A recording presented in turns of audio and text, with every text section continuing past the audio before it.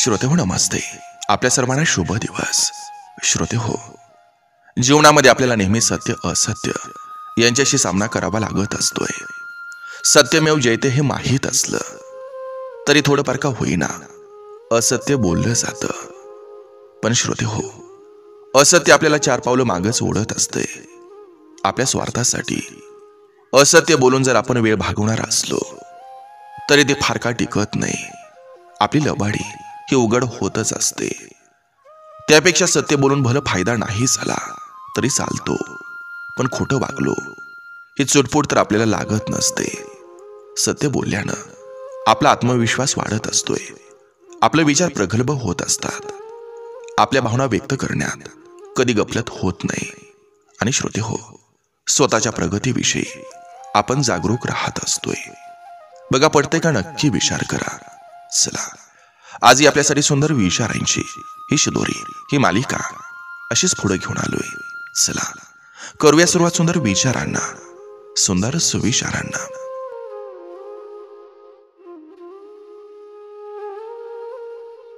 विचारांचं नातं इतकं घट्ट असावं की मतभेद सुद्धा हसत हसत स्वीकारता आलं पाहिजेत.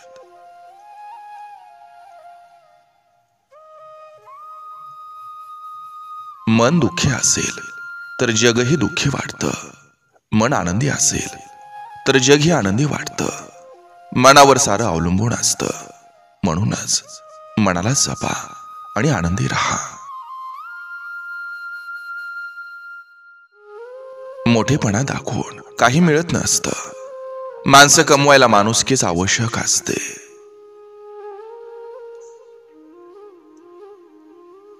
समोरच्या माणसाचा अंतरंग काय आहेत हे तुम्ही ओळखलं की त्याच्या चेहऱ्यावरचा रंग उडत असतो.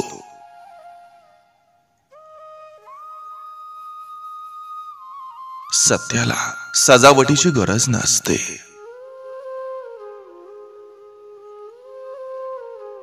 अडचण ही जीवापेक्षा मोठी नसते. फक्त ती लायकीच्या लोकांसमोर मांडली पाहिजे, म्हणजे बरोबर पर्याय निघतात. स्वतःला लहान समजून नव्या गोष्टी शिकत राहा, आणि हाच मोठा होण्याचा सोपा मार्ग असतो.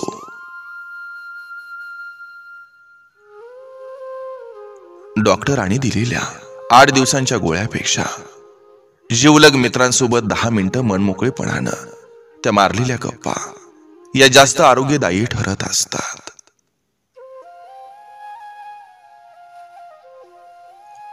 वरवर सगळं शांत वाटलं तरीही प्रत्येक माणसाच्या मनामध्ये एक महाभारत सारखा ग्रंथ असतो.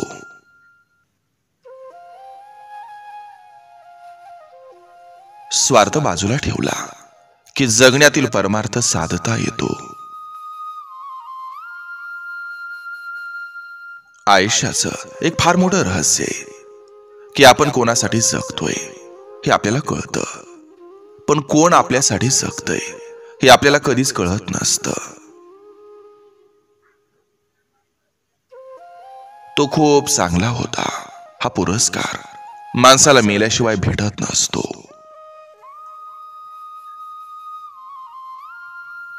गुरूंचा आणि आराध्य देवाचा आशीर्वाद असेल तर कोणी आपल्याला कितीही त्रास देऊ देत, आपण फक्त निश्चिंत राहायचं, कारण बघून घेणारा बघून घेत असतो.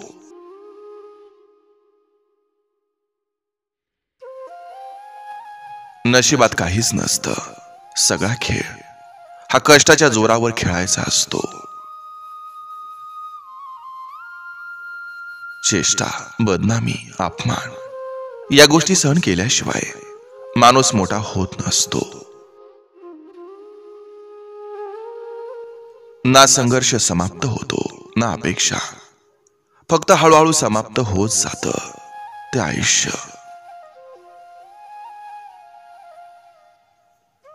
स्वप्ने आणि मेहनत हे जेव्हा दोघे एकत्र येतात तेव्हा यशस्वी या शब्दाला जन्म देतात.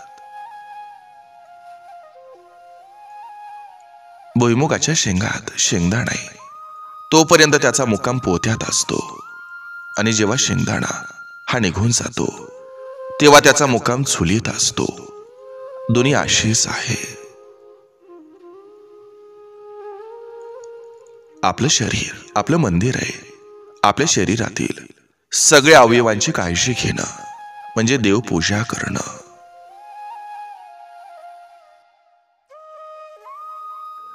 ज्या स्वभावाला औषध नसतं त्या स्वभावापासून दूर राहणं हाच इलाज असतो. निरागस मन, निरपेक्ष विचार, निस्वार्थ भावना आणि चांगले सोबती आयुष्यात खूप काही चांगल्या गोष्टी घडवून आणतात.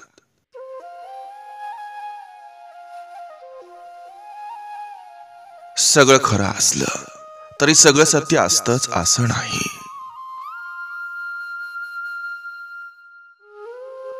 सत्य ओठांवर असावं पण शब्द टोचणारे नसावेत.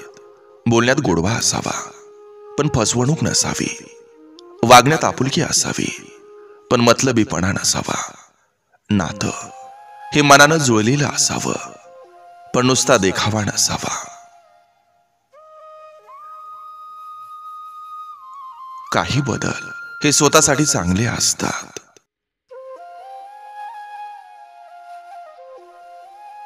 जीवनातून टेन्शन रिटायर्ड केलं की आनंदाची पेन्शन सुरू होते. चिंता करणं म्हणजे कर्ज न घेता व्याज भरण्यासारखं आहे. माणसानं जसं आहे तसंच राहणं चांगलं. ज्यांना तुम्ही आवडलात तो तुम्हाला विसरणार नाही आणि ज्यांना तुम्ही नाही आवडलात त्यांच्यावर कितीही जीव ओवाळून टाकला तरी ते तुमचे होणार नाहीत.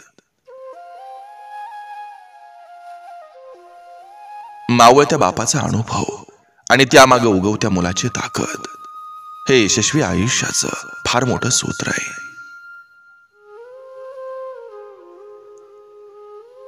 पुन्हा गरम केलेला चहा आणि वाद होऊन पुन्हा जोडलेली नाती यांच्यात पूर्वीसारखी चव राहत नसते.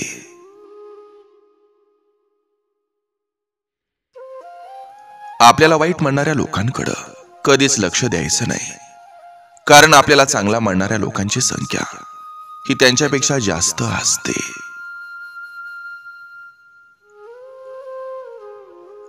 आपण एखाद्यावर जीव लावतोय याची जाणीवच त्याला होत नसेल तर आपला जीव लावणं आपल्यासाठी जीव घेणं ठरवू शकतं.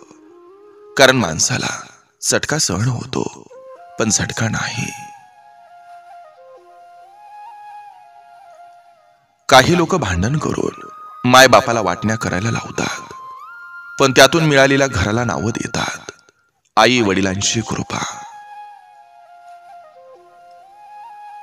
निसर्ग गरजा पूर्ण करतो पण माणसांच्या अपेक्षा जास्त असतात. सत्य मुक्त असतं ते बंदा ठेवता येत नाही आणि प्रामाणिकपणा हा अमूल्य असतो त्याची किंमत करता येत नाही.